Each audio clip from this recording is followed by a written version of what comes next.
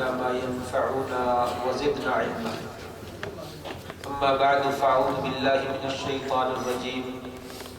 وإن كنتم في ريب مما نزلنا على عبدنا فأتوا بسورة من مثله وادعوا شهداءكم من دون الله إن كنتم صادقين. اگر تمہیں ہماری اس نازل کردہ کتاب یعنی قرآن مجید میں کوئی شک ہے تو اس جیسی صرف ایک سورت بنا لو اور اپنے تمام گواہوں کو بلا لو اگر تم سچے ہو. حضرات گرامی قدر، اللہ تبارک و تعالیٰ نے تمام نبیوں کو اپنے اپنے زمانے میں اپنے اپنے حالات کے مطابق معجزات جو ہے وہ عطا فرمائے. موسیٰ علیہ السلام کی قوم میں جادو کا رواج عام تھا. اللہ تعالیٰ نے موسیٰ علیہ السلام کو اسی طرح کا معجزہ عطا فرمایا. لاٹھی زمین پہ پھینکی، ایک بہت بڑا اژدہا بن گیا. بغل میں ہاتھ دے کر باہر نکالا تو وہ خوبصورت چمکتا ہوا ہاتھ ہو گیا. فرعون کے حواریوں نے کہا یہ تو جادوگر ہے، اپنے جادوگروں کو بلاؤ اور اس کے ساتھ مقابلہ کریں. چنانچہ جادوگروں کو بلایا گیا، مقابلہ ہوا. جادوگروں نے چھوٹی چھوٹی رسیاں پھینکی، وہ سینکڑوں نہیں ہزاروں قسم کے سانپ بن گئے. حتیٰ کہ قرآن مجید میں موجود ہے موسیٰ علیہ السلام کو بھی خوف سا محسوس ہوا. اللہ تعالیٰ نے فرمایا ڈرنے کی ضرورت نہیں موسیٰ، تیرے ہاتھ میں لاٹھی ہے، تم بھی زمین پہ پھینکو. زمین پہ لاٹھی پھینکی، وہ بہت بڑا اژدہا بن گیا اور اس نے آہستہ آہستہ تمام سانپوں کو نگل لیا. جیسے ہی سانپوں کو وہ کھا گیا، جادوگر جتنے تھے سارے کے سارے سجدے میں گر گئے. انہیں یقین آ گیا کہ ہم نے جو کام کیا تھا وہ واقعی جادو تھا، لیکن موسیٰ علیہ السلام نے جو لاٹھی پھینکی ہے یہ جادو نہیں ہے. اس لیے کہ سانپ جادو کے ذریعے سے جو سانپ بنتا ہے وہ کھاتا نہیں ہے، وہ تو صرف آنکھوں پہ جادو ہوتا ہے. انسان کو رسی حرکت کرتی ہوئی نظر آتی ہے، یہ تو نہ صرف حرکت کرتا بلکہ کھا بھی گیا ہے. اس کا مطلب یہ ہے کہ یہ اللہ تعالیٰ کی طرف سے واقع نشانی ہے اور معجزہ ہے. اس لیے وہ سجدے میں گر گیا اور موسیٰ علیہ السلام پر ایمان لے آئے. عیسیٰ علیہ السلام کو بھی اللہ تعالیٰ نے معجزہ دیا. اس زمانے میں لوگ ڈاکٹر تھے، حکیم تھے، طبیب تھے، بڑے ماہر تھے. عیسیٰ علیہ السلام کو بھی اللہ نے معجزہ دیا کہ وہ بیمار آدمی کے چہرے پہ ہاتھ پھیرتے تھے، وہ بندہ تندرست ہو جاتا تھا. کسی کو کوڑ یا پھل بیری کی بیماری ہوتی، اس کے جسم پہ ہاتھ پھیرتے وہ تندرست ہو جاتا. کوئی نابینا ہوتا، اس کی آنکھوں پہ ہاتھ پھیرتے اس کو بینائی مل جاتی. اللہ تعالیٰ نے اس طرح کا جو ہے وہ معجزہ جو ہے وہ عیسیٰ علیہ السلام کو عطا فرمایا. اور ایسے ہی محمد الرسول اللہ صلی اللہ علیہ وسلم کو مشرکین مکہ نے بہت سے مطالبے کیے. اے نبی، اگر تو سچا نبی ہے تو کوئی سیڑھی لگا، ہمیں آسمان پہ چڑھ کے دکھا، ہم مان جائیں گے تو نبی ہے.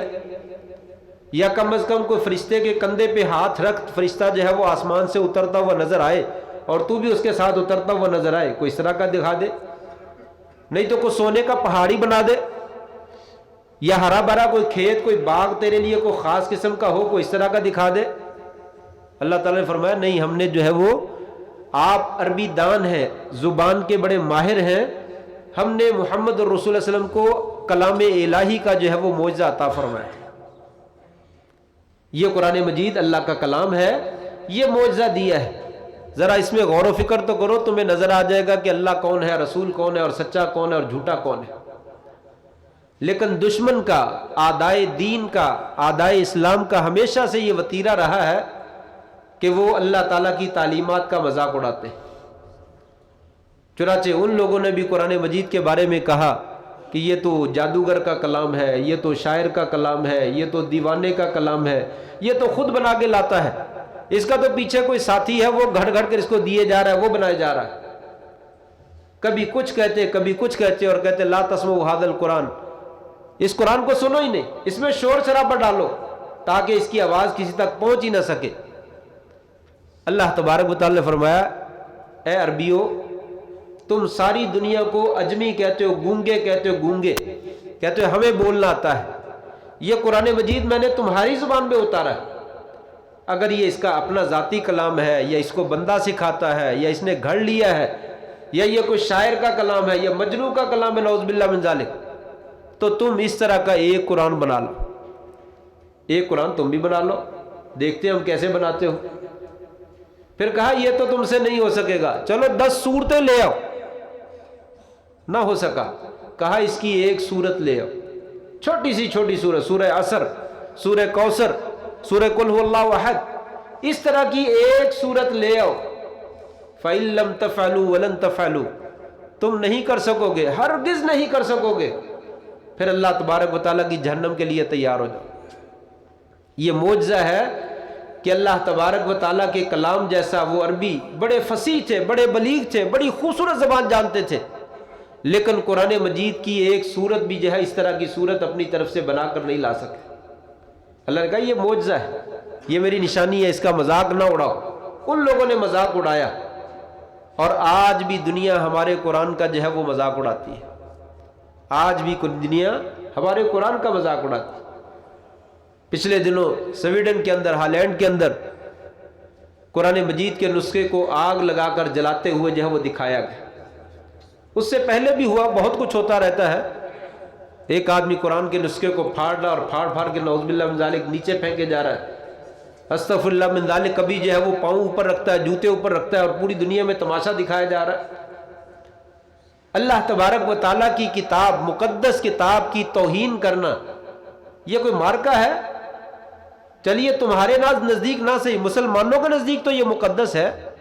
کسی بھی قوم کی مقدس کتاب کا اس طریقے سے استہزاء اڑانا، یہ کون سا دین اس کی اجازت دیتا ہے؟ کون سی عقل اس کی اجازت دیتی ہے؟ کون سا اخلاق ہے جو اس بات کے اوپر انسان کو ابھارتا ہے کہ قرآن مجید کو اس طریقے سے جو اس کی اہانت کی جائے، اس کو پامال کیا جائے؟ دراصل قصور تو ان لوگوں کا ہے ہی ہے جتنا ہے، اس سے زیادہ قصور ہم لوگوں کا بھی ہے، اس سے زیادہ قصور ہم لوگوں کا بھی ہے۔ قرآن مجید اللہ تعالیٰ نے نازل کیا، اس کی حفاظت بھی اس نے اٹھائی ہوئی ہے، وہ تو حفاظت اس نے کرنی ہے۔ 14 صدیاں گزر گئی ہیں، آج تک کوئی مائی کا لال اس کا ایک زبر اور زیر کو جو ہے وہ تبدیل نہیں کر سکا، اس کا ایک نقطہ بھی تبدیل نہیں کر سکا۔ جتنی آیتیں ہیں، جتنے پارے ہیں، جتنے رکوع ہیں، جو کچھ ہے سارے کا سارا اسی طریقے سے جو ہے وہ موجود ہے، کوئی تبدیلی نہیں کر سکا اور قیامت تک تبدیلی نہیں کر سکے گا، اس لیے کہ حفاظت کا ذمہ لیے۔ لیکن ہمارے سامنے جب ہمارے دین کا مذاق اڑایا جاتا ہے تو اللہ تبارک و تعالی ہمارے دین کا اور ہمارے ایمان کا امتحان لیتے ہیں۔ ان کو کتنی محبت ہے ذرا یہ تو دیکھا جائے۔ پیچھے بھی توہین ہوئی، اب بھی ہوئی۔ کسی نے مسلمان نے کیا کر لیا؟ نہ عوام نے کچھ کیا ہے، نہ ہمارے سربراہوں نے کچھ کیا ہے۔ 2 ٹکے کا بکاؤ مال، روپے کے اوپر بک جانے والا وہ آدمی قرآن مجید کی حفاظت کرے گا؟ یہ مسلمانوں کی غیرت ہے۔ نہ کوئی کسی کے ساتھ جو ہے وہ کوئی صحیح معنوں میں احتجاج کر سکا، نہ کوئی آواز بلند کر سکا۔ یہ اخبارات میں، میگزین میں، جرائد میں، مجلات میں، ٹی وی میں، میڈیا میں دن رات بکواس ہوتی ہے، پتہ نہیں کتنی لمبی زبانیں ہیں ان کی نکلتی ہیں اور کیا کیا وہ بولتے رہتے ہیں۔ لیکن قرآن مجید کی حمایت کے لیے کتنا کہ احتجاج ہوا اور کتنا جو ہے وہ زور شور سے میڈیا نے شور دکھایا، اور کتنا کو حکمرانوں نے جو ہے وہ اپنی ثبوت دیا کہ ہم ملت اسلامیہ کے ایک بہترین ملک کے جو ہے وہ رہبر ہیں، رہنما ہیں، قائد ہیں، اور ہمارے قرآن کا جیسے مرضی مذاق اڑانا اڑا لیجئے۔ دراصل یہ ہمارا امتحان ہے، ہمیں پتہ چل رہا ہے ہم کتنے پانی میں ہیں۔ باقی قرآن مجید تو اللہ تعالیٰ کی کتاب ہے، وہ حفاظت کرتا جانتا ہے۔ 1400 سال تک وہ دنیا کے لوگ جو ہے اس کو ختم کرنے پہ لگے ہوئے ہیں، اس کو ملیا میٹ کرنے پہ لگے ہوئے، لیکن اللہ کے فضل سے کچھ بھی نہیں کر سکے۔ اللہ نے کتاب کو حفاظت کر رکھا ہے۔ نبی نے بچے، نبی نے لوگ، وہ لوگ جن کی زبان عربی ہے ہی نہیں، جن کو عربی کا لفظ بولنا نہیں آتا، انہیں فر جو ہے وہ زبان قرآن مجید جو ہے وہ زبانی یاد ہے اور بڑی خوبصورت آواز سے پڑھتے ہیں الحمدللہ۔ یہ لوگ کاغذوں سے تو شاید ختم کر دیں، لیکن سینوں سے جو ہے وہ ختم نہیں کر سکتے ہیں۔ اللہ تعالیٰ نے اس کی حفاظت کا خود ذمہ اٹھایا۔ نبی نہ استاذ، نبی نے شاگرد، وہ بیٹھے ہوئے اور قرآن مجید یاد کر رہے۔ نبی نہ استاذ، نبی نے شاگرد، اس کو کہاں سے آپ لوگ جو ہے وہ نکال لاؤ گے؟ بات تو یہ ہے مسلمانوں کی، ہم نے کیا کیا قرآن مجید کے تقدس کے لیے، رسول اللہ صلی اللہ علیہ وسلم کے تقدس کے لیے، آپ کے دین کے تقدس کے لیے، آپ کی دین کی حفاظت کے لیے ہم نے کیا کیا؟ دن رات ہم لوگ جو ہے وہ ملک کو کیا بیچنا, ہم تو اپنی ماں بہن کو بھی بیچ دیتے ہیں, 2 روپے ہمیں دے دو, ہم وہ بھی بیچنے کے لیے تیار. تو کیا ہم خاک جو ہے وہ قرآن مجید کی حفاظت کریں گے؟ کہاں سے آواز اٹھے گی؟ آج قرآن مجید کی اہانت کی گئی ہے تو یہ اسی طریقے سے آواز دے رہا ہے مسلمانوں کو. وہ مسلمانوں, کوئی ہے محمد بن قاسم, کوئی ہے صلاح الدین ایوبی, کوئی ہے اس طرح کے سپہ سالار, کوئی جرنیل, کوئی آئیے, کوئی معتصم باللہ کوئی آیا ہے جو اپنی دین کی جو ہے وہ حفاظت کر سکے, مسلمانوں کی حفاظت کر سکے؟ لگتا یہ ہے کہ کروڑوں کی تعداد میں مسلمانوں میں ایک بھی محمد بن قاسم موجود نہیں ہے, ایک بھی معتصم باللہ موجود نہیں, ایک بھی صلاح الدین ایوبی موجود نہیں. معلوم ہے محمد بن قاسم ہماری تاریخ کیا ہے؟ حجاج ابن یوسف بہت بڑا ظالم تھا, بڑے ظلم کیے اس نے, بڑے لوگوں کو قتل کروایا, لیکن بڑے اچھے کام بھی کیے. اس کے 2 کاموں میں سے ایک کام قرآن مجید کے اوپر کہتے ہیں زبر زیر حجاج نے لگوائی. عربی زبان, عربی کتاب ہے, اس کے اوپر زبر زیر نہیں تھی, عربی لوگ ایسے ہی پڑھ لیتے تھے. ہمارے لیے اس نے زبروں زیروں کا جو ہے وہ اہتمام کروایا. اگر وہ زبر زیر نہ لگاتا تو شاید آج ہم اس طریقے سے قرآن نہ پڑھ سکتے جس طرح ہم پڑھ رہے ہیں. پوری دنیا کے لوگ جو عربی نہیں جانتے وہ قرآن پڑھتے ہیں, اور حجاج ابن یوسف کو اس کا ثواب مل رہا ہے. جو اس نے ظلم کیے ہیں اللہ اس کو حساب لے گا, لیکن اس نے یہ بہت بڑی نیکی بھی کی ہے. اسی طریقے سے ایک نیکی جو ہے وہ دیبل کے کنارے پہ راجہ داہر مسلمان عورتوں کو قید کرتا ہے اور ان کے اوپر ظلم کرتا ہے. حجاج ابن یوسف کو خبر پہنچتی ہے تو نوجوان 16-17 سال کا نوجوان محمد بن قاسم کو تیار کرتا ہے, جاؤ بھی جا کے ذرا پتہ کر کے آؤ. اور وہ آیا, راجہ داہر سے ٹکرایا اور اس کی فوجوں کو شکست فاش دی اور مسلمان عورتوں کو قید سے نجات دلوائی, اور سندھ کے دروازے کے اوپر اسلام کا جھنڈا جو ہے وہ لہرا کر کہا ہم مسلمان ہیں, ہم مسلمان ہیں, اپنے دین کی اور اپنے دین والوں کی حفاظت کرنا ہم جانتے ہیں.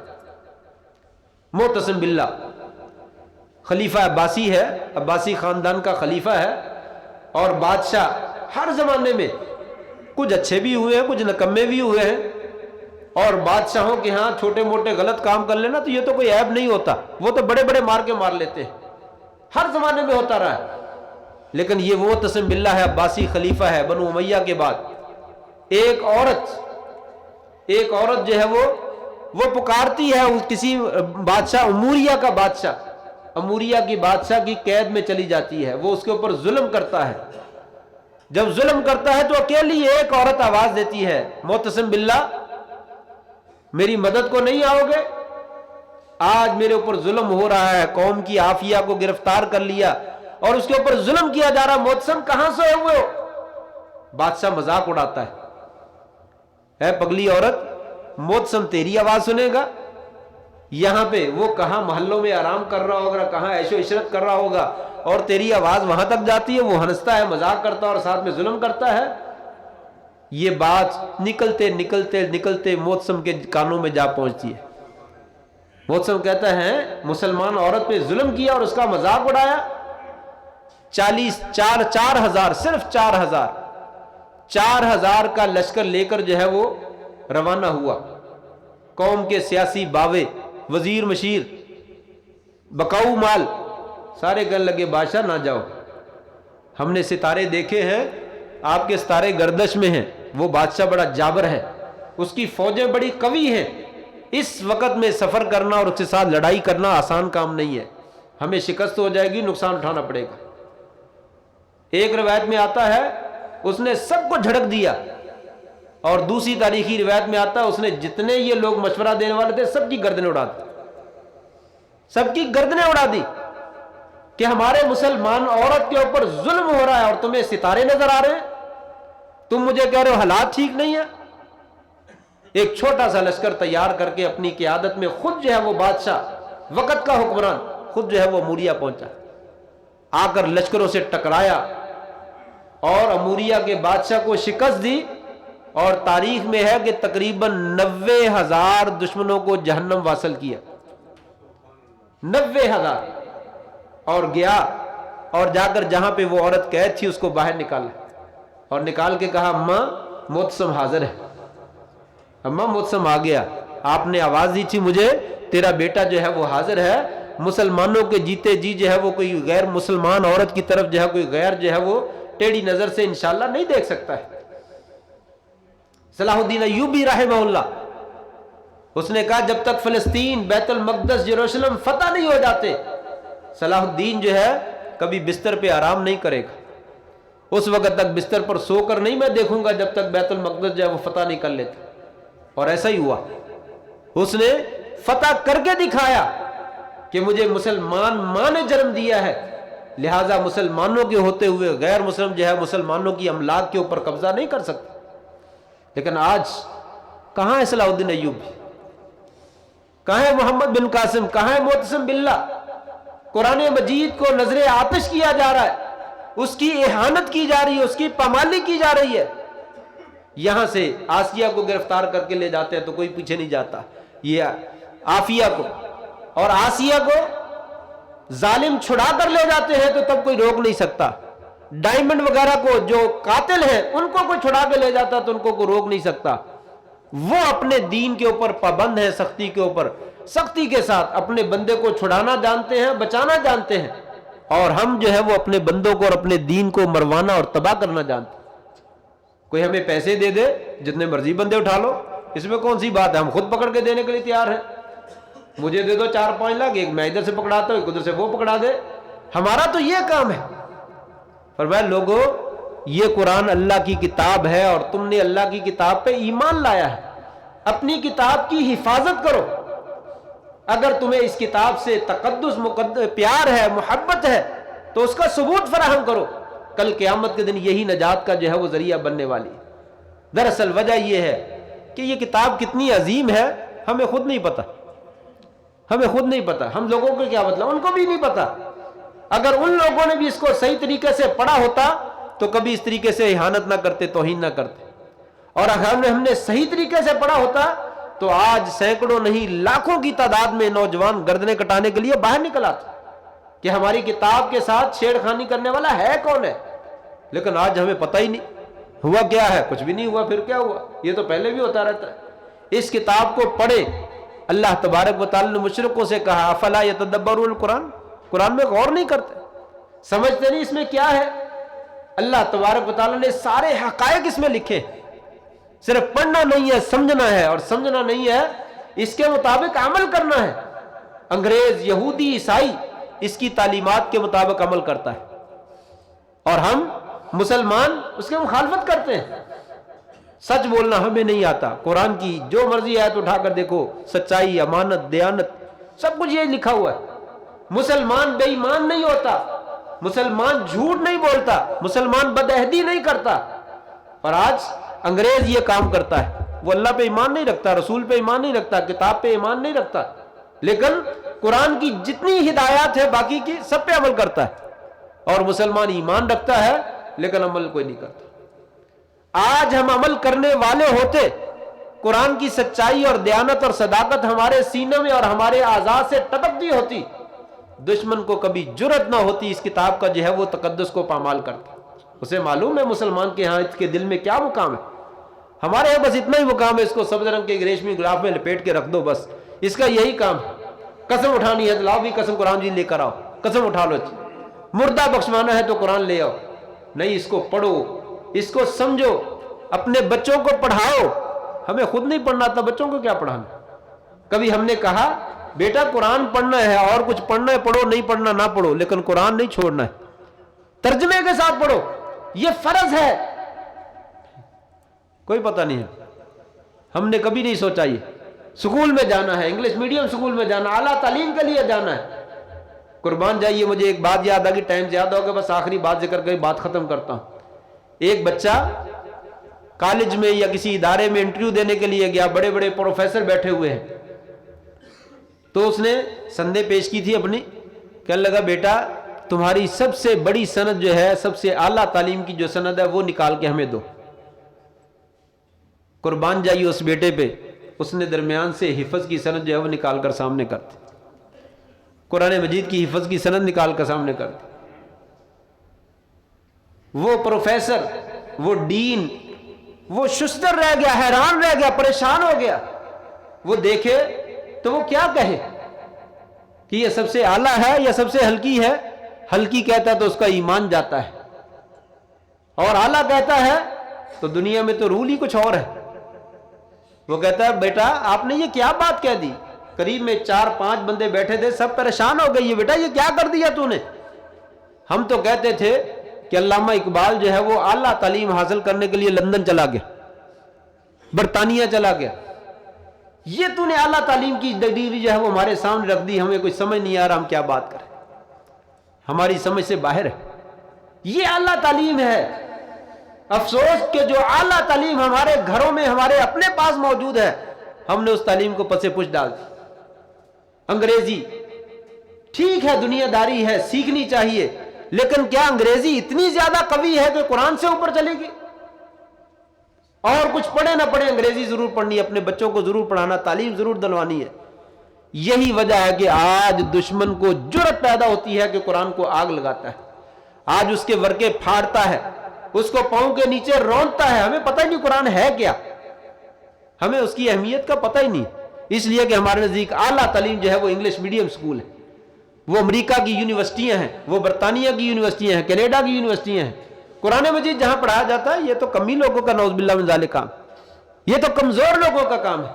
آج ضرورت اس بات کی ہے، دشمن کرے نہ کرے یہ حرکتیں، ہمارا امتحان ہو چکا ہے کہ ہمیں قرآن مجید سے کوئی لگاؤ نہیں ہے، کوئی محبت نہیں ہے، کوئی تقدس ہمارے نزدیک نہیں ہے، ہمیں اس کا کوئی پیار نہیں ہے، اس کا کوئی لحاظ نہیں ہے۔ اس لیے ضرورت اس بات کی ہے کہ اس معاملے میں نظر ثانی کریں اور اپنے معاملات کی جانچ پڑتال کریں اور دوبارہ دیکھیں کہاں پہ کمی ہے، اس کمی کو دور کریں تاکہ دشمن کو آئندہ کبھی ایسی جرأت نہ ہو۔ اللہ سے دعا ہے اللہ تعالیٰ کتاب مقدس کی طرف ہمیں پلٹنے کی جو ہے وہ توفیق نصیب فرما دے۔ وآخر دعوانا ان الحمد للہ رب العالمین۔